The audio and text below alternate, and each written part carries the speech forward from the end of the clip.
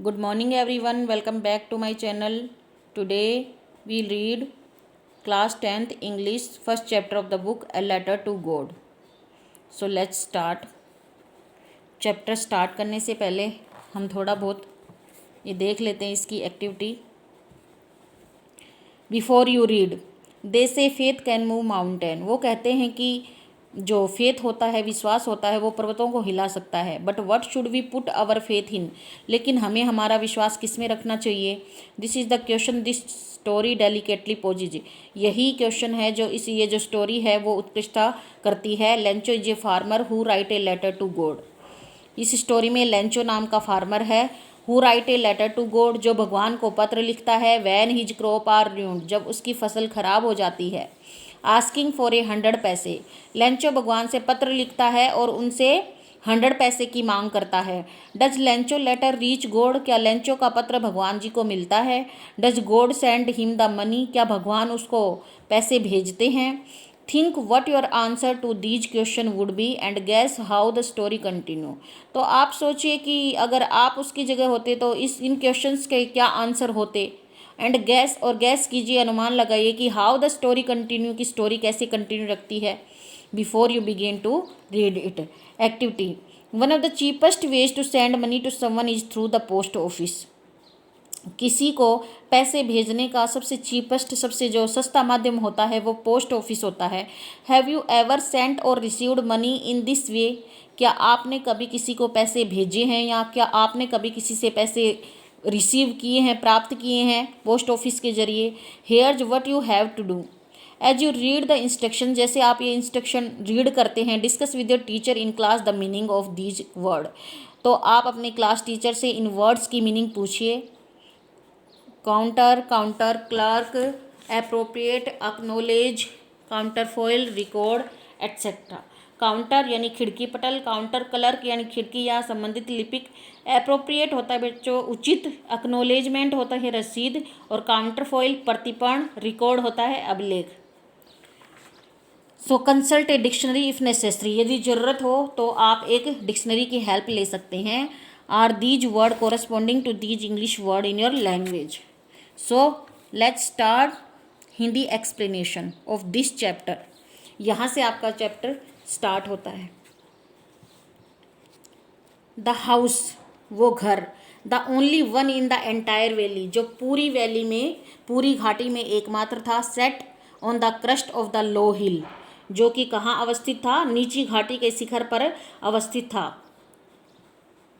From this height one could see the river, इस ऊंचाई से कोई भी रिवर को देख सकता था. And the field of ripe corn dotted with the flower that always promised a good harvest, और इस हाइट से कोई भी रिवर को देख सकता था और पके हुए मक्के की फसल के खेत को देख सकता था जिसमें डॉटेड बिंदुओं के जैसे फ्लावर्स आए हुए थे. That always promised a good harvest, जो हमेशा प्रोमिस करते थे एक अच्छी फसल का.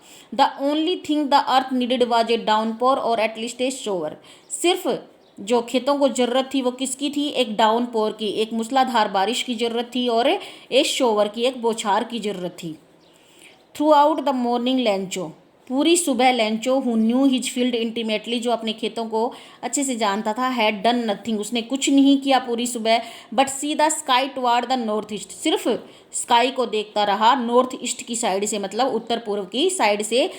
लेंचो ने सुबह कुछ नहीं किया, सिर्फ वो बारिश के लिए आकाश को देखता रहा कि थोड़ी बहुत बारिश हो जाए.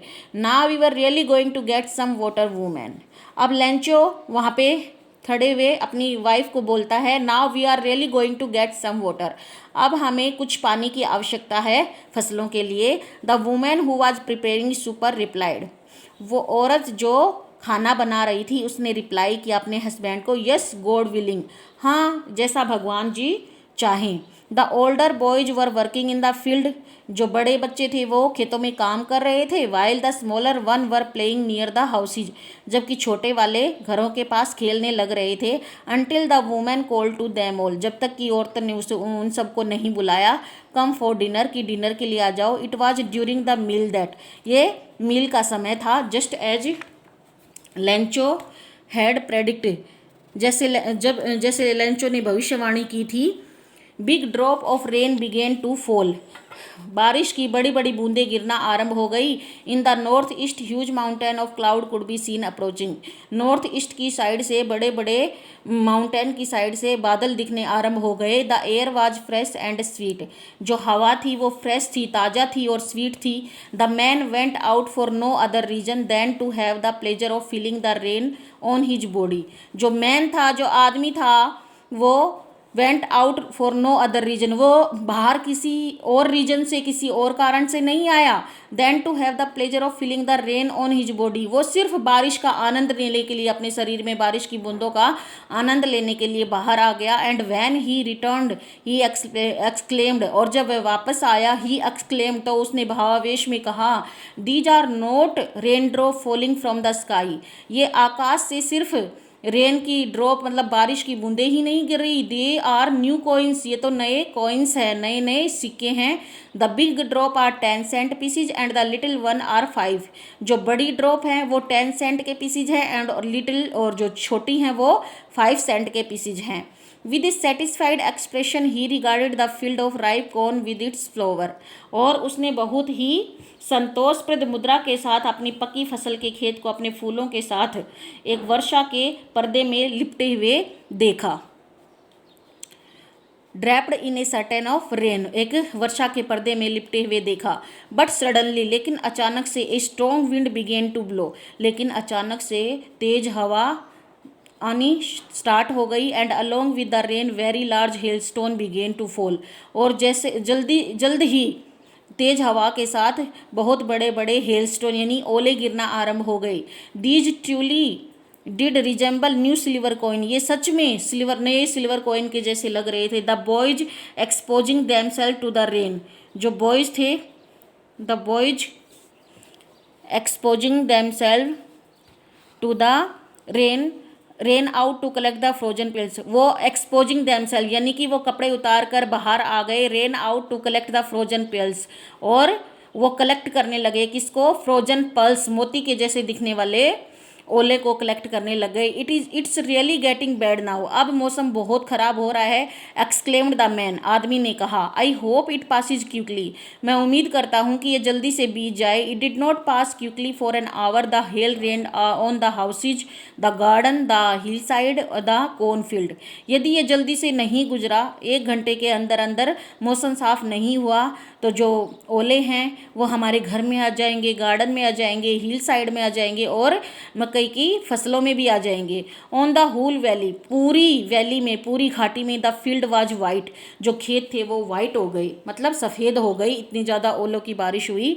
As if covered with salt, और ऐसे लग रहा था देखने से जैसे कि बारिश से, ये सोल्ट यानी नमक से ढके हुए हों खेत।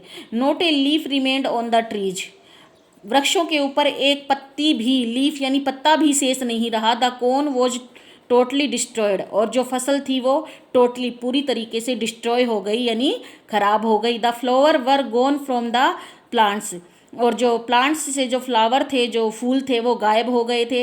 Lencho soul was filled with sadness, Lencho की जो शोल थी, आत्मा थी, वो सैडनेस यानी दुख से भर गई।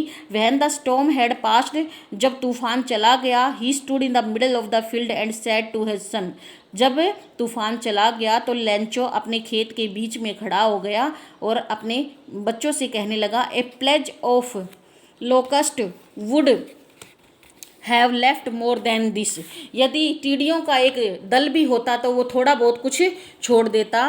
The hell has left nothing, लेकिन जो ओले थे उन्होंने तो कुछ भी नहीं छोड़ा।